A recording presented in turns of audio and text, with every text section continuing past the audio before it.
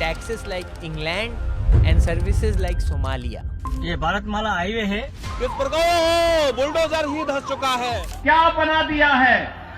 सड़क पे गड्ढा है या गड्ढे में सड़क है, कोई पता ही नहीं लग रहा है। स्टाफ की कमी है, थर्ड क्लास इंफ्रास्ट्रक्चर है, बेड का शॉर्टेज है और अगर कोई स्पेशल केस है तो सीधा रेफर।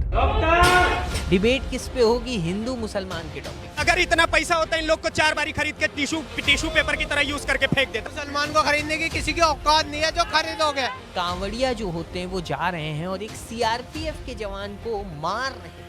इंडिया में डेली 86 केसेस होते हैं। सिर्फ पिछले 3 साल में इंडिया में 13 लाख से ज्यादा लड़कियां मिसिंग हैं। पर यहाँ पर सबसे बड़ा सवाल ये उठता है कि आखिर लोग अपने ही देश को छोड़ने के लिए इतना डेस्परेट क्यों हो रहे हैं?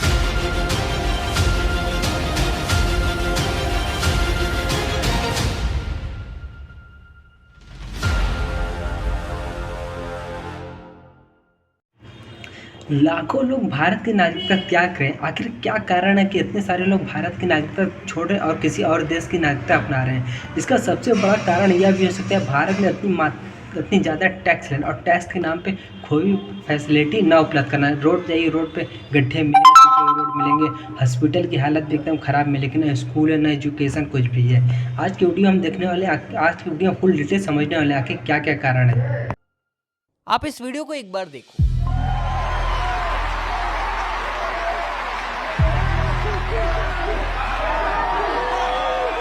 इस आदमी ने ना ही कोई बहुत बड़ा एग्जाम क्लियर करा है और ना ही कोई बहुत बड़ा सोशल वर्क किया है। तो फिर किया क्या है? इतनी ताली क्यों बज रही है? भाई साहब इंडिया की सिटीजनशिप को छोड़ रहे हैं और न्यूजीलैंड की सिटीजनशिप को अपना रहे हैं। न्यूजीलैंड एक ऐसी कंट्री जिसका साइज इंडिया से 12 टाइम्स छोटा है, एक ऐसी इकोनॉमी जो रिसेशन एंड स्टैग्नेशन के पीछे घूम रही है। सिर्फ पिछले क्वार्टर की बात करें तो 0.7% की ही ग्रोथ हुई है।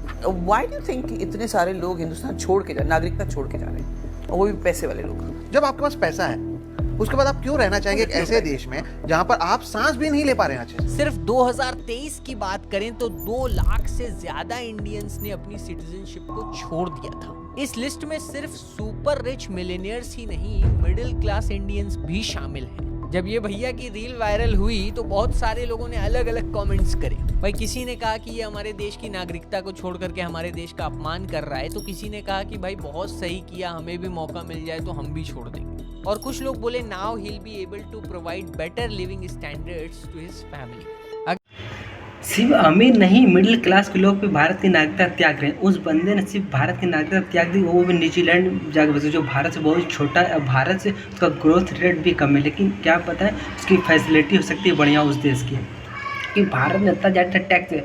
वही बात में फैसिलिटी के नाम पे कुछ नहीं है। हो सकता है न्यूजीलैंड में भारत से अच्छी उसको फैसिलिटी मिले, वहाँ का इन्वायरमेंट अच्छा हो, प्रदूषण ना हो, इसलिए वो न्यूजीलैंड में बस गया। अगर HNIs हाई नेटवर्थ इंडिविजुअल्स की बात करी जाए तो 2022 में 7,500 और 2023 में 5,100 इंडिविजुअल्स ने हमारे देश की नागरिकता को छोड़ दिया। और आपकी जानकारी के लिए बता दूं, ये HNIs वो लोग थे जिनकी नेटवर्थ 25 करोड़ रुपए से ज्यादा थी इंडिविजुअली। एक टाइम था जब success was equal to a सरकारी जॉब या फिर कोई बड़ी प्राइवेट जॉब, एक अच्छी गाड़ी, एक अच्छा घर और सबसे इंपॉर्टेंट सोसाइटी में इज्जत, जिसको कमाने के लिए हमारे पेरेंट्स ने अपनी पूरी जिंदगी लगा दी। उनका एक ही माइंडसेट था, यहीं पर मेहनत करो, यहीं पर ग्रो करो और यहीं पर फैमिली को सेटल करो और बाद में अपने बच्चों के लिए एक सिक्योर फ्यूचर बनाओ। लेकिन आज चाहे वो कॉलेज कैंपस हो, कोचिंग इंस्टीट्यूट हो या फिर इंस्टाग्राम रील्स, एक नई हवा चल रही है, सपना बदल गया है। अब सबको किसी डेवलप कंट्री में जाकर के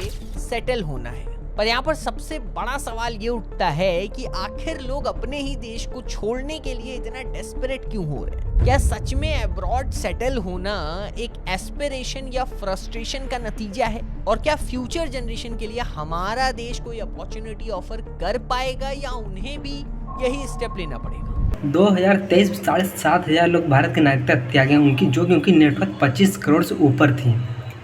अभी हम आगे देखने वाले हैं कि आखिर क्या कर, और जो भारत में नागरिकता छोड़ के जा रहे हैं क्या वो खुश हैं कि नहीं। तो सुनो, सबसे पहले पिक्चर समथिंग। एक तरफ है इंडिया की गड्ढे वाली सड़क, ट्रैफिक का शोर, धुआं और हॉर्न की आवाज। लेकिन क्या यही एक रीजन है कि आदमी बेटर लाइफ के लिए दूसरी कंट्रीज जा रहा है? नहीं। 100 में से एक ये रीजन हो सकता है, पर पूरी कहानी ये नहीं है। इसके पीछे छुपी हुई है लंबी लिस्ट ऑफ रीजंस जो हमें हमारे ही देश से दूर ढकेल रही है। ऐसे रीजंस जो हमें दूसरी जगह खींच रहे हैं, जिन्हें हम बोलते हैं पुश एंड पुल फैक्टर्स।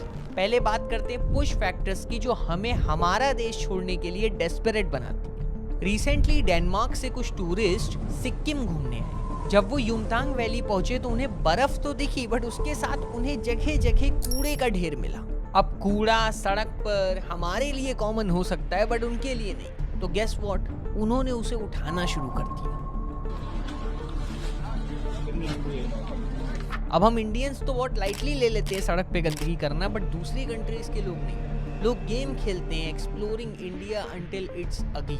आप ये सर्च करके देख सकते हो, वहाँ पे वो क्या करते हैं, गूगल अर्थ में जाते हैं और इंडिया के किसी भी पॉइंट को जूम करेंगे और वहाँ पर वो जा करके ये देखेंगे कि वहाँ पे कूड़े का ढेर मिलेगा या नहीं मिलेगा। अब जिस किसी को भी वहाँ पर कूड़ा मिल जाएगा, वहीं पर गेम एंड हो जाएगा। और ये जो डेनमार्क वालों ने किया, ये कोई एक केस नहीं है। आए दिन ऐसे केसेस आते रहते हैं जहाँ पर कोई फॉरेनर इंडिया में घूम रहा है और उसने गंदगी देखा और उसे देख करके उसने साफ करना शुरू कर दिया। इस वीडियो को बनाने के लिए जब हम इंडिया को एक ग्लोबल पर्सपेक्टिव से समझने की कोशिश कर रहे थे, तो हमें कुछ फॉरेनर्स के वीडियोस मिले। उसमें उनका एक्सपीरियंस कि वो कैसा फील करते हैं यहाँ आकर के। एक बार आप ये रील देखो, ये एक फॉरेन ट्रैवल इन्फ्लुएंसर की रील है। और सिर्फ रील मत देखो, कैप्शन को भी देखो। Let me play a sad song for you on the world's smallest violin. This is serious. क्या लिखा कैप्शन में? Why do you treat your own land like this? The trash you throw from your cars, your apartment windows, fill the street and rivers which end up in the oceans. It's one planet which we all have to share. And being here in Aurangabad, the mountain of trash is so sad.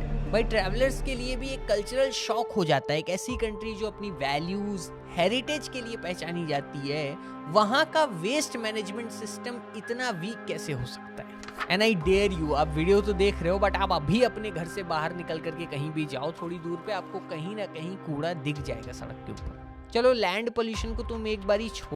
ये हमारे लिए कितने शर्म की बात है कि foreign से आए हो आदमी हमारे देश का कूड़ा साफ कर रहा है। वही हम इंडियंस कहीं भी खाते पीते फेंक देते हैं। फॉरेन से आते हैं हमारे इंडिया में घूमने के लिए, हमारी कल्चर और सभ्यता को देखने के लिए, लेकिन वही उनको क्या मिलता है? कूड़ा करकट गंदगी। छोड़ दो, अब तुम नजर डालो हवा के ऊपर। हमारा air quality index AQI, as पर global standards AQI must stay between 51 to 100। अब अगर लेवल उससे ऊपर जाता है तो ये सीरियस डिजीज कॉज कर सकता है। पर अब जरा सेंट्रल पॉल्यूशन कंट्रोल बोर्ड की रिपोर्ट देख लो। दिल्ली 310, सिंगरौली 300, गाजियाबाद 257, नोएडा 252। सबको याद होगा वो सीन जब निखिल कामत के पॉडकास्ट पे ब्रायन जॉनसन उठ करके चले जाते हैं सिर्फ और सिर्फ एयर क्वालिटी खराब होने की वजह से।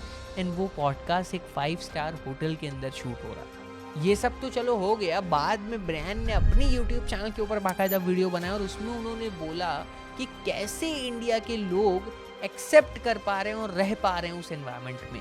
वो जा रहे हैं सुबह वॉक करने, उनके बच्चे स्कूल जा रहे हैं in this kind of air. अब अगर गलती से कहीं हवा पानी साफ मिल जाए तो आता है आपकी प्लेट में रखा हुआ खाना। देखो इंडियन स्ट्रीट फूड का क्या हाल है वो तो सबको पता है, बट आप बात करते हैं आपके घर में रखा हुआ खाना, वही खाना जिससे आप समझते हो कोई बीमारी नहीं होती। रोटी आटे की होनी चाहिए पर उसमें स्टोन पाउडर मिलाया जा रहा है। मसाले पूरी तरीके से एडल्ट्रेटेड हैं, उसमें क्या क्या डाला जा रहा है आपको भी नहीं पता है। दूध सिंथेटिक हो चुका है और पनीर पाम ऑयल और लाइम का मिक्सचर बन चुका है। लिस्ट बहुत लंबी है, from cooking oil to tea powder to chemical loaded veggies. और फिर अगर कहीं बाहर खाना खाने का मन कर गया तो मैंने पूरा डिटेल वीडियो ही बना दिया है कि क्या हो रहा है बटर चिकन के नाम पर। और आपको मैं एक बार बता दूं, जब भी आप ऐसी कोई वीडियो देखोगे जहां पर एडल्ट्रेटेड फूड स्कैम्स को एक्सपोज किया जा रहा है तो वहां पर एक स्टेटमेंट सामने निकल करके आता है कि ये सारे एडल्ट्रेशन फॉरेन कंट्रीज में बैन है, बट इंडिया में इस पे कोई रेगुलेशन उतना नहीं है। यहाँ के फैंटा में आर्टिफिशियल कलरिंग है, हाई शुगर है, पर यूरोप के फैंटा में ऐसा कुछ भी नहीं। इंडिया में बिकने वाले प्रिंगल्स में तक पाम ऑयल है, पर यूएस में बिकने वाले प्रिंगल्स में नहीं है। भाई सवाल तो ये है कि आखिर क्यों गवर्नमेंट स्ट्रिक्ट रेगुलेशंस को इम्पोज नहीं करती है उन चीजों के ऊपर जो डायरेक्टली हमारे लाइफ स्पैन को कम कर रहे हैं। और खुदा ना खास्ता अगर कोई ये सब खाना खा करके या ये बात तो एकदम सत्य कि हमारे यहाँ खाना और हवा तो एकदम शुद्ध नहीं है। खाने आजकल हमारे यहाँ जो इतने कैंसर के मरीज पाए क्यों? क्योंकि हमारे खाने में बहुत ज़्यादा मिलावट है। जो प्रोडक्ट फॉरेन बैन है, लेकिन वही प्रोडक्ट हमारे में आराम से धड़ल्ले से बिक रहा, सरकार कोई एक्शन नहीं ले रही है। इतने पॉल्यूशन में रह करके बीमार पड़ गया और गवर्नमेंट हॉस्पिटल पहुंच गया, फिर वहां की पिक्चर तो एकदम डिफरेंट है। आप सोच के देखो हमारी राजधानी दिल्ली के इतने बड़े बड़े गवर्नमेंट हॉस्पिटल्स की क्या हालत है। सफदरगंज हॉस्पिटल का इमरजेंसी वार्ड एक रेलवे स्टेशन के जैसा है। पेशेंट, फैमिली, उनके रिलेटिव सब एक ही जगह बैठे पड़े हैं। Oxygen cylinders, stretchers and doctors, 4-5 he junior doctors हैं जिसमें से 2 ही फीमेल हैं। और वॉशरूम इतना ज्यादा गंदा, फ्लश खराब, फिल्दी, बड़ी गंदगी। फीमेल डॉक्टर बोलती हैं इंडिया टुडे से बात करते वक्त कि हम ये सोचते हैं कि वॉशरूम जाने से अच्छा है कि कंट्रोल कर लें। Even the washroom is same for male, female worker. Separate doctors के लिए, especially females के लिए washroom नहीं है यहाँ पे। इस आर्टिकल में डॉक्टर वीडियो पसंद आए तो वीडियो को लाइक करें और चैनल को सब्सक्राइब कर लें।